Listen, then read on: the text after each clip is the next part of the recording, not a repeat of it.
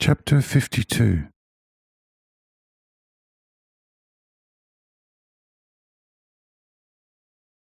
The inner body design of doves and other birds.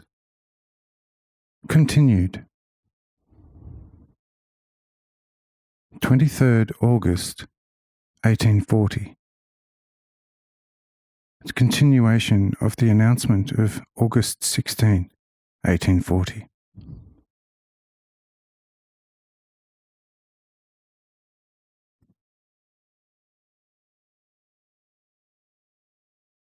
Regarding the inner arrangement of a dove and its flying, it is all the same as with any other inhabitant of the air. Its exterior is covered with down and smaller and larger feathers, but its interior consists in a human-like heart, in a peculiar stomach, in the intestines as well as in a rather wide lung and liver, which entrails are enclosed by the necessary light limbs from the upper side and halfway at the lower part only by a soft skin.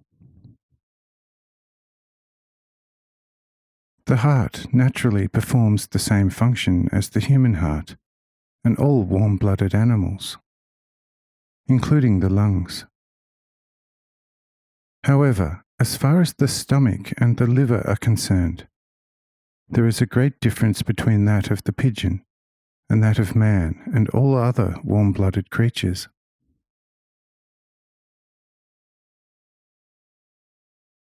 As for the rest of a bird's flesh, it is usually made of soft, light and whitish fibres connected by a fine nerve-like tissue, by virtue of which it is capable of greater expansion and contraction than the flesh of other animals.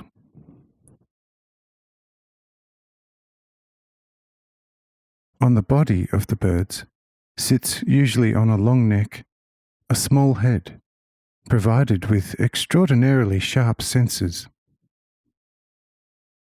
Because an eagle, as well as almost every bird, sees better with his eye than you through a good telescope.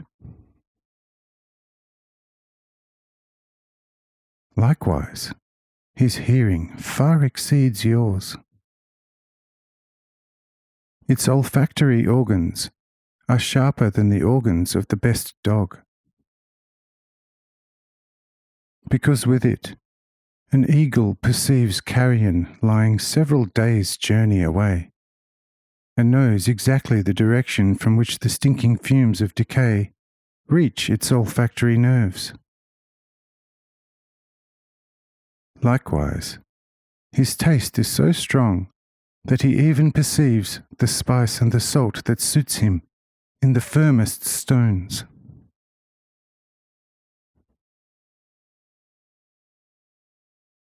Just as his organs are equipped with the highest degree of stimulation of the senses, so is his brain stimulated and full of activity, and it is in the same degree more intelligent than in all other animals. Even the great elephant is not exempt. For this reason also some species of birds have a memory of very special strength above all other animals, which you can also convincingly infer from the fact that some birds can even imitate regular human singing styles, as well as words and often also entire sentences, which is not possible for any other, however docile animals. From this you can also infer that this species is closer to you than the other, which, like you, laboriously moves with its feet on the earth.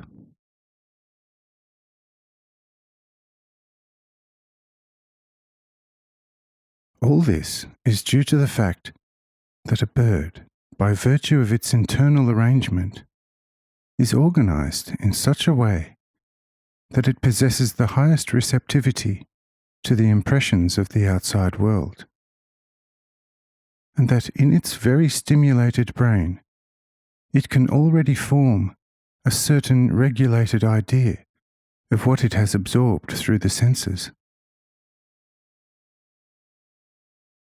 For which reason, even in the natural state of a bird, its voice often appears quite well articulated.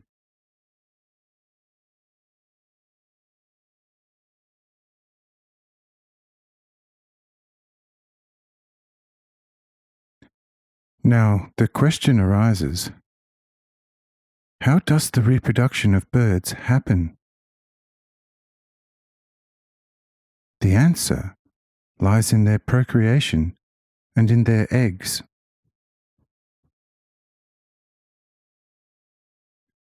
According to my will, the female has the ability to reproduce itself on the so-called ovary in a vesicle-like manner through the intelligence that is unconsciously inherent in her from the food she ingests, which happens in the following way. For from her heart go very extraordinarily fine organs, through which a white substance is passed.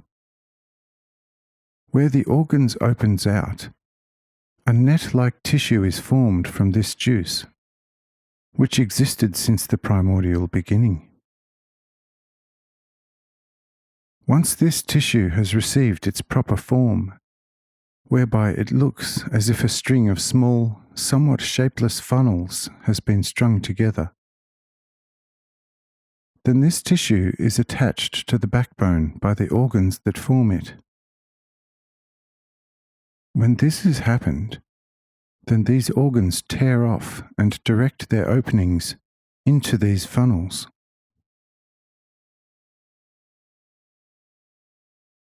If this is so ordered, then in the same way vessels are also led from the stomach, through the liver, into the openings of these funnels. At last, when all the vessels have been somewhat enlarged by this from the heart, another vessel grows in every such vessel, and likewise directs its opening into each of such little funnels. Now, when this whole organism has been fully formed in the time which is appropriate to the nature and size of the bird, then first a viscous droplet is deposited from the juices of the stomach, so that the mouth of the two organs, which have been pushed into each other, projects into the middle of this droplet.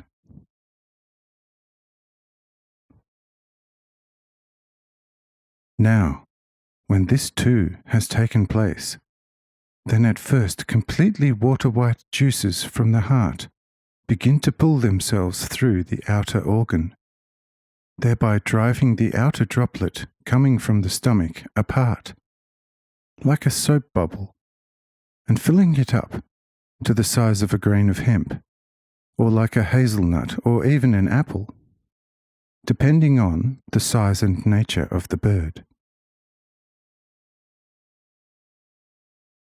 Then the juices, coming directly from the blood, start to penetrate into this white bowl and form the so-called yolk.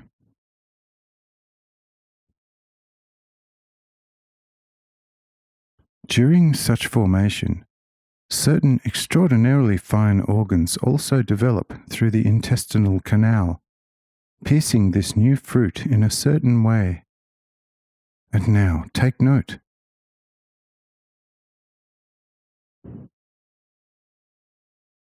The hen, that is the female, has two drainage channels, one to drain off the excrement and one to drain off the egg that has grown to maturity. However, this second channel unites with the excrement channel before the opening of the latter, through the aforementioned organs that discharge from the intestinal tract. These form a wide tube which divides into as many branches as there are funnels in the ovary. And through this tube, during the act of mating, an ethereal spiritual substance is led with great speed into the center of the yolk. But this substance is that which I have already mentioned before, of the union of animal life from the waters as well as from the earth. Now when this has been done, the middle organ from the heart grows into an extraordinarily fine tissue around this new guest of life, namely in the primitive form of an extraordinarily small, completely naked bird, and then extends from its center in all directions of the egg, thus opening to it the paths of food. When this has happened, the organ sweats out of the stomach, from the dissolved stones, a calciferous mass, which immediately hardens into a firm shell, due to the internal heat around the soft egg. Now the egg is complete and ready.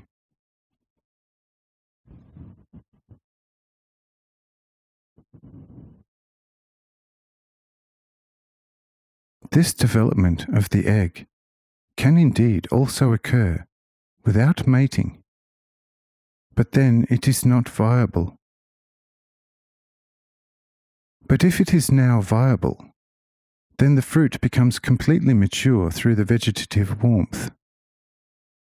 And after it has consumed all the supplies in the egg for its development, it breaks through the shell and goes into the outside world as a perfect bird, which, although it still has to be cared for by its parents for a short time, is then also already endowed with all the abilities of its parents. Now that is the formation of a bird.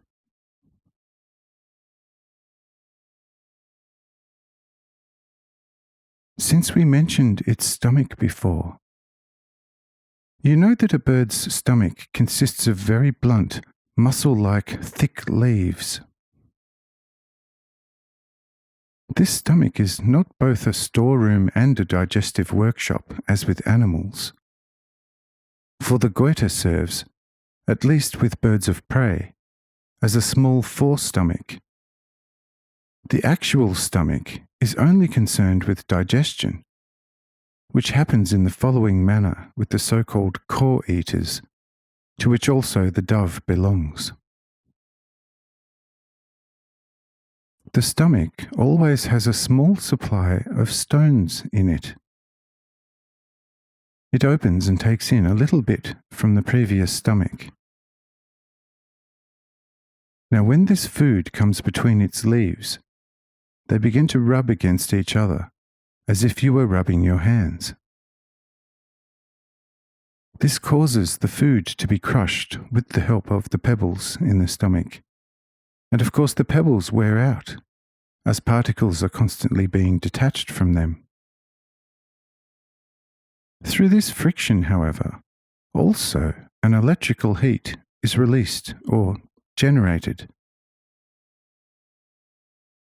decomposing these detached stone particles chemically. The lime-like particles are distributed to the destination already known to you, but the mineral particles serve to nourish, maintain, and strengthen these stomach leaves, and the coarse sediment is discarded of with the excrement. Now the question is, why this mineral diet for the bird? The first cause is already given. The mineral food is used for digestion, like a so-called voltaic column, but also for the delivery of the finest hydrogen gas, which can be developed at will from the water that is often absorbed, and this in the chemical way you already know. The oxygen, or the tartness of the water, combines with the corresponding mineral from the stones. Also, the peculiar heavy fat of the gas is separated by an extremely fine organic filter, The purest gas, however, flows in countless small organs into the quills of the feathers, which are previously formed by secondary organs from the separated fat, mixed with other juices coming from the blood. There is in the quill a so-called soul or feather mother, which is formed from several bubbles strung together.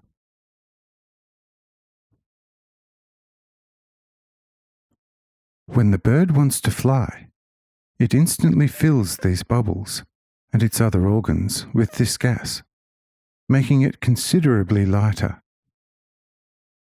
Then it immediately spreads its wings, rises with great ease, gives itself direction with its tail, and directs its mass nimbly with its pair of wings. Only at the beginning of flight does it need its wings to lift. But as it flies, it becomes lighter and lighter, no longer using its wings to carry it, but only to move forward.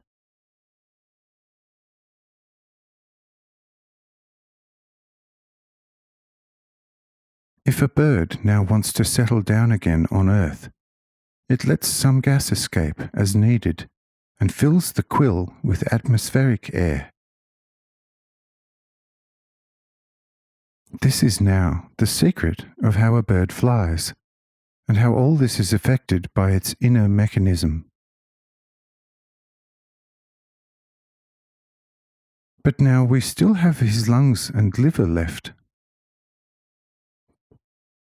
The lung is also so constituted that its elasticity is firstly far greater than that of all other animals.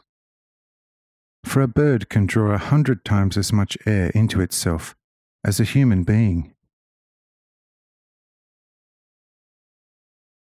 A similar chemical process occurs with the air as with the water in the stomach. The gas from it flows into the hollow bones. The oxygen combines with the blood to form nerves, muscles, tendons, and bones. Only the nitrogen is exhaled again, and can be used at will to form the voice peculiar to each bird. But the liver of a bird is of the same quality as the cell tissue under the bladder of a fish. It consists of a large number of pyramid-like vesicles, which are only attached to each other with very light and more loosely held mucus-like fibers. These pyramidal cells, or vesicles, have the property of small electric vials, sucking the electromagnetic fluid developed by the friction of the stomach leaves, and are now filled one after the other like an electric battery. This electromagnetic fluid is then used at all times, as often as the bird wants to fly, to form the already known gas. However, what is released from the so-called carbon during such a process accumulates in its own small gallbladder and is reabsorbed by the stomach if anything difficult to digest enters the bird's stomach, which is especially the case with the dove.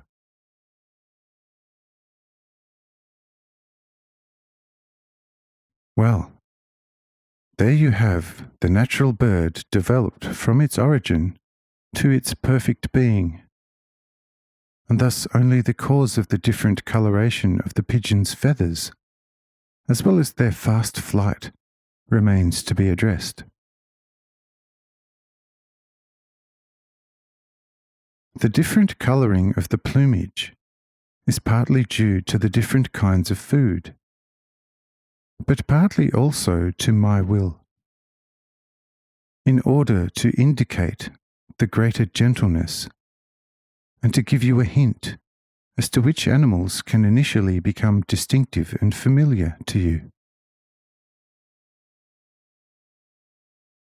Regarding its fast flight, this is due to the greater amount of electromagnetism in a bird, which can very easily be seen from its lightning-fast flight.